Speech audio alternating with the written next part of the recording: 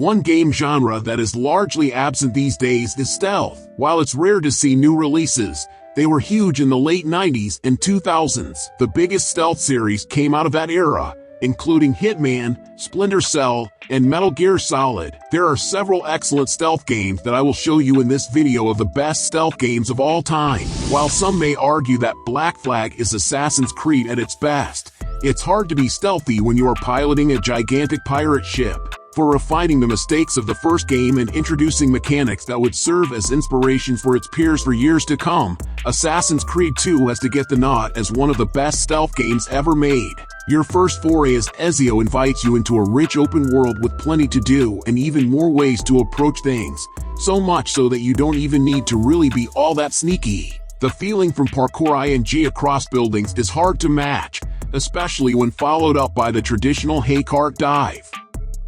The heartbreaking saga of Amicia and Hugo continues in A Plague Tale: Requiem. Following the events of the first game, you might have been hoping these baleful French children might have been spared future suffering, and you'd be very, very wrong about that. The sequel takes the de Rune kids on yet another perilous adventure, using a similar alchemical crafting system and sneaky stealth mechanics we've come to know, love, and dread. Somehow, developer Asobo Studios have managed to vault the game's stakes tenfold. The story is richer, the crafting and combat even more intuitive, and that's just a few reasons why Plague Tale: Requiem is one of the best stealth games in recent years.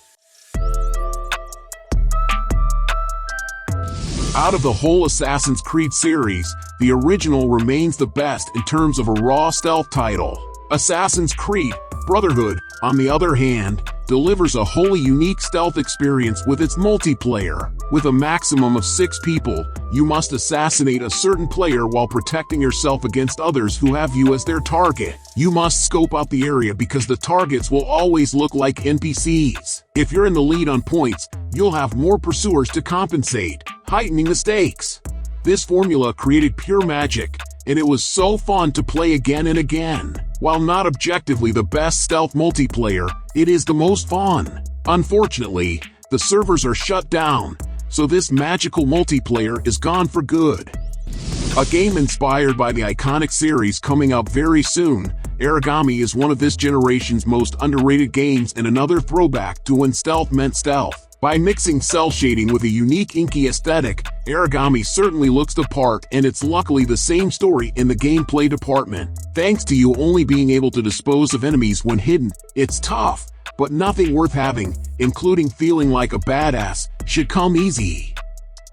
It took me 6 months to finish Amnesia. It doesn't allow you to play stealth games the way you're used to, and by removing old habits, so goes your sense of security. The sanity mechanic intentionally denies you your habits by distorting your view and slowing down your character while looking at a patrolling enemy monster. Lovely, beautiful, safe, warm light also plays a part. The darker an environment, the sooner you'll lose sanity, but if you whip out a lantern, guess who's going to spot it? That gross bag of skin patrolling the halls. The enemy AI isn't particularly smart or surprising, but in an atmosphere as rich as Amnesia's, you'll think they were put on this earth to hunt you down. Specifically, if you can stomach the scares, it's a must.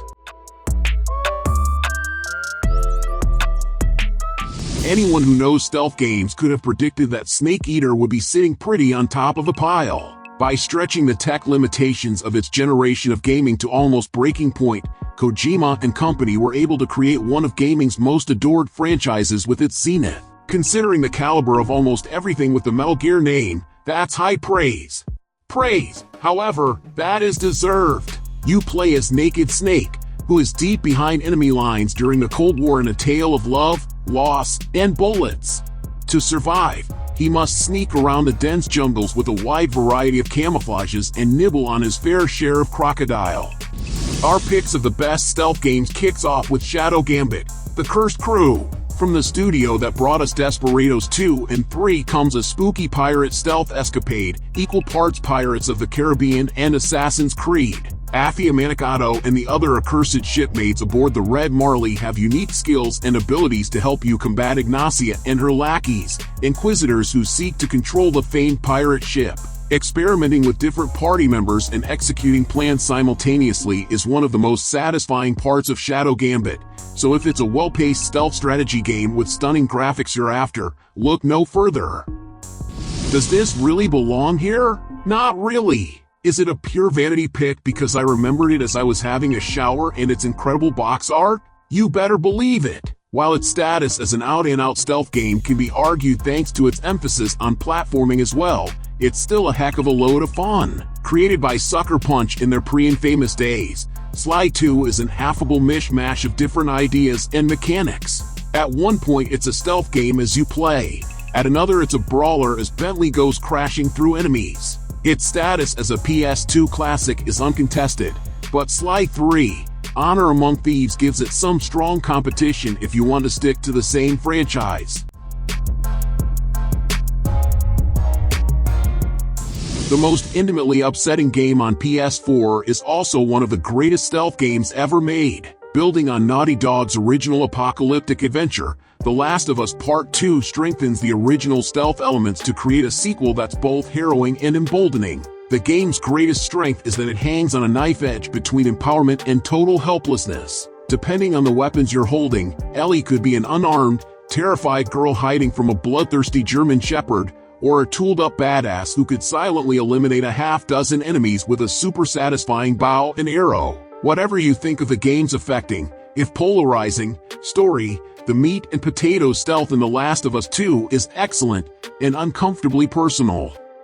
The only thing that overshadows how fluid sneaking is in Deus Ex Human Revolution is the brilliant use of cover shooting. Not only does this mechanic make for hard-hitting and punishing combat, but it also helps stealth, allowing players to peek behind corners without being seen. Going from stealth to shootout has never been easier. Deus Ex Human Revolution does have its issues. For one, sneaking everywhere and using every vent trivializes pretty much every level. Another issue is the lack of ammo. While this is reasonable for a stealth shooter and does make precision in combat more important, it often leads action-oriented players to undue amounts of frustration. What can be said about a game that's been gushed about non-stop ever since its release? And for incredibly good reason. After Arcane laid down such a superb foundation in the original, it was inevitable Dishonored 2 would be a home run. This is a sequel that builds upon its predecessor in almost every conceivable way. Throw in Arcane's natural knack for unprecedented world building.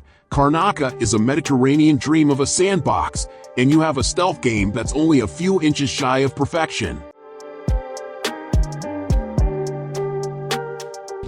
A PlayStation favorite that came out of time when Solid Snake had only just made his PS1 debut, Syphon Filter never reached the fanfare of Metal Gear Solid, but it certainly had plenty of fans all the same. It had so many fans, in fact, that Syphon Filter was a valuable IP for Sony for the next 10 years, and then, nothing. The last entry in the franchise came way back in 2007 with Logan's Shadow for PSP. It's been all quiet on the Syphon Filter front since then, with its developer and originator, Bend, going on to produce portable Uncharted games and also Days Gone, which actually seems to be in the same universe. If you squint hard enough, Deacon actually even looks a little like Logan, too.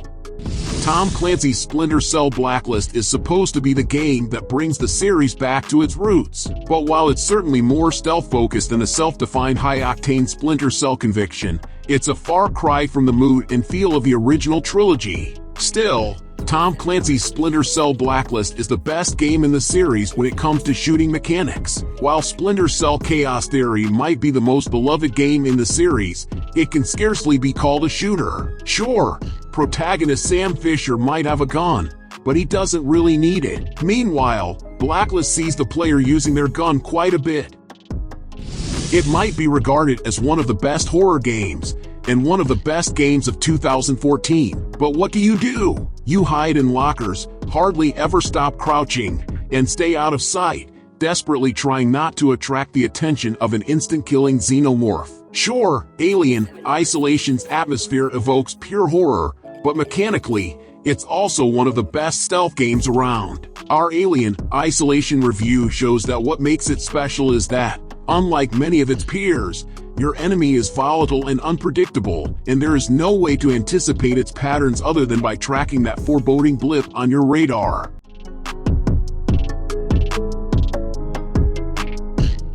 For all his gadgets and bone-breaking, Batman is at his most effective when he's stalking his foes from the shadows. Arkham City celebrates that by giving the Bat a big OL playground full of miscreants to incapacitate but apparently never kill, despite the fact that he has probably caused his fair share of hemorrhages over the years. You, too, can get in on the questionable act in what many see as the best in the Arkham series. By expanding on the fundamentals introduced in Asylum with a grander scale and more polish, City allows you to approach being the Bat however you like. There's something undeniably satisfying about the game's combat, but equally so is stringing up bad guys from lampposts.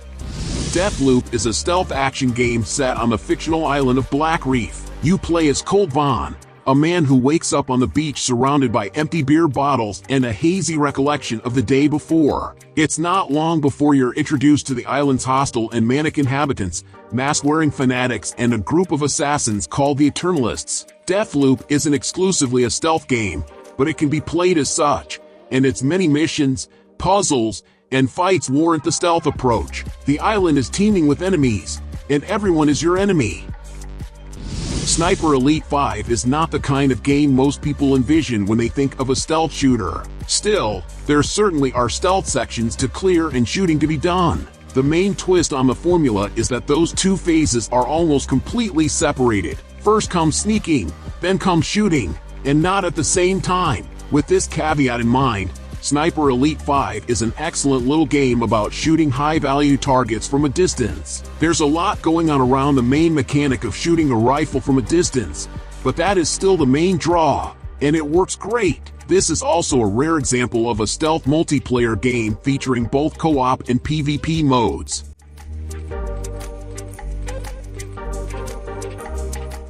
A phenomenal modern stealth title and one of the most content-rich is Hitman World of Assassination. Originally 3 separate games, but now combined into one, you get 22 total maps, including the prologue area and the Ambrose Island add-on. There's so much to do here, considering each map can be played dozens of times, along with extra modes, like Sniper Assassin. The gameplay's great, too, but this title isn't the definitive Hitman game. The essentially always online requirement is a hassle, and the ways to take out your target do get kind of sammy, with impersonating another figure. It's amazing, regardless, but the classic titles are still worth a play. Up atop the Mount Rushmore of stealth games, no matter what person you talk to, will be Splinter Cell, Chaos Theory, and for good reason. The stealth gameplay is perfected for the generation, and you have stellar levels to go with it. Probably the most notable has to be the bank one. The graphics are also killer for the original Xbox, and in particular, its lighting still held up long after launch. The Spies vs. Mercs multiplayer is the giant cherry on top, rounding out the whole package. Out of all the original Xbox games backward compatible on Series X, S, Chaos Theory is in the top 2, with only Ninja Gaiden Black in competition. Of all the stealth games on this list, Styx is perhaps the most unrefined, a AA title with aspirations that it can't quite completely reach smoothly. Its rough edges don't detract from what a gem it is, though, a throwback to its inspirations of old where stealth was key to winning the day. As a sarcastic little goblin, your abilities are obviously limited. There's no flitting over buildings in this game. This means that Shards of Darkness contains plenty of trial and error gameplay, which may frustrate some. For anyone who's played an old-school stealth game, however, it's a joy.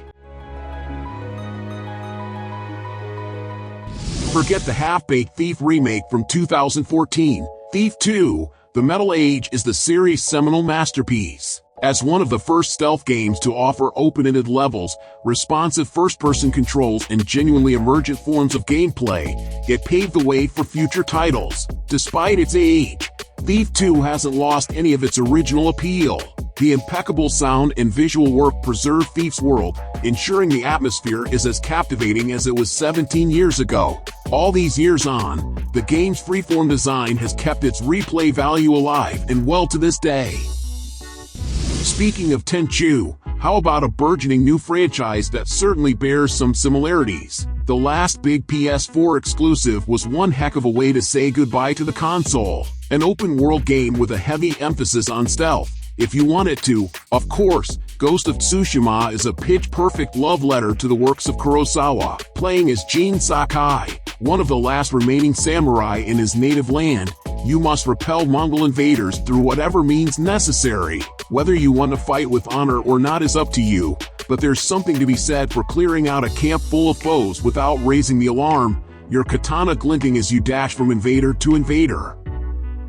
While not necessarily an outright stealth game, hence why it's so low despite being a phenomenal game, Sekiro's handling of stealth means that unless you embrace it, you might be in for a bad time. In a game that throws tons of enemies at you at once and a giant monkey who refuses to die, you have to take any help you can damn well get. Playing as a downbeat shinobi, you must leap and dash your way across buildings while trying desperately to maintain the little vitality you have. A couple of quick hits and you're out in Sekiro. This makes creeping up on enemies and performing stealth death blows an absolute lifesaver, particularly if you can get one off against the mini-boss. So, did you like the games I recommended? So leave your like, subscribe to the channel to follow me and activate the bell because I post a lot of videos on this channel and you can't miss. Thank you very much for following me this far and until next time, bye.